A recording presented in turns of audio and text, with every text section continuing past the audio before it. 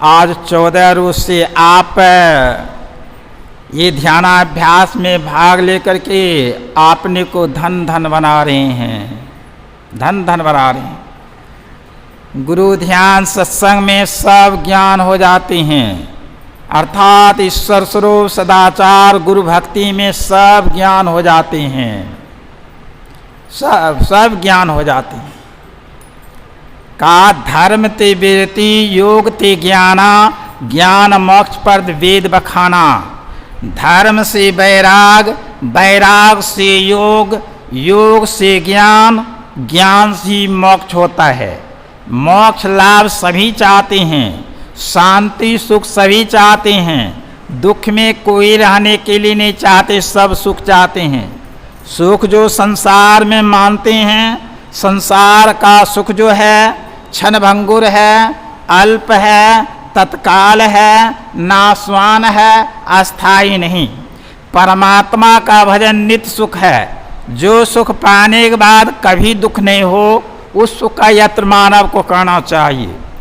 जो सुख पाने के बाद कभी दुख नहीं हो, उस सुख का यत्न मानव को करना चाहिए। जब तक हम आप धर्म को नहीं अपनाएंगे तब तक हम आपसे वैराग नहीं होगा, वैराग नहीं होगा तो योग भी नहीं होगा, योग नहीं होगा तो ज्ञान भी नहीं होगा, ज्ञान नहीं होगा मोक्ष मुक्ति शांति सुख अमर पद कहाँ से मिलेगा। सर्वप्रथम में मानव को धर्म ही अपनाना चाहिए। धर्म कहते हैं धारण करने को। क्या चीज़ धारण करना चाहिए, क्या चीज़ धारण नहीं करना चाहिए, मानव को सोच विचार करके धारण करना चाहिए। यह न हराई सुराई धारण कर लिए आपका भविष्य दुखमय हो जाए, ऐसा धारण नहीं होना चाहिए।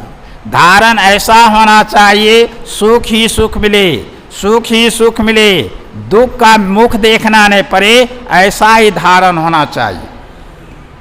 इसीलिए कहा अहिंसा धर्म परम धन माना गया, अहिंसा धर्म परम धन माना गया। मन वचन कर्म से किसी को नहीं दुख पहुंचाना, तकलीफ नहीं पहुंचाना ही धर्म है। मन से वचन से कर्म से आप किसी को दुख नहीं पहुंचाती हो, नहीं पहुंचाते हो, धर्मी हो, धर्मज्ञ हो, आपसे धर्म हो रहा है। लोभ से मानव जो भी नहीं करने को वो भी कर लेता है, लेकिन उनकी फल परिणाम स्वयं उनको ही भोगना पड़ता है। धर्म ने छोड़ता नहीं और कर्म फल देने से चूकता नहीं है।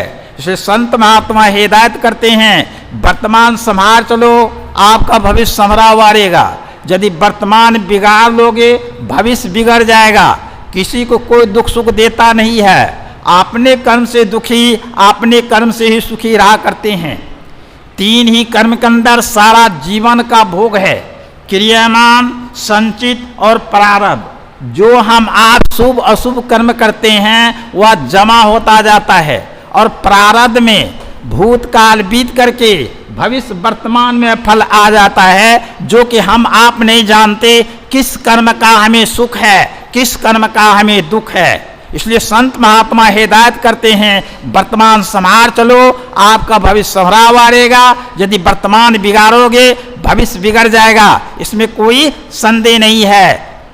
कहा तीन ही कर्म के अंदर सारा जीवन का भोग है।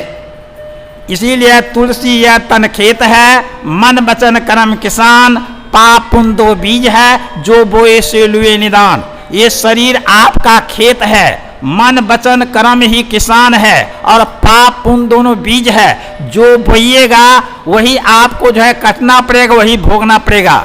इसीलिए जो है आपने को जो है संभाल करके आप सदाचार से आत्मा पवित्र होता है, सुचाचार शरीर व्यवहार पवित्र होता है, शिष्टाचार से परिवार समाज पवित्र होता है।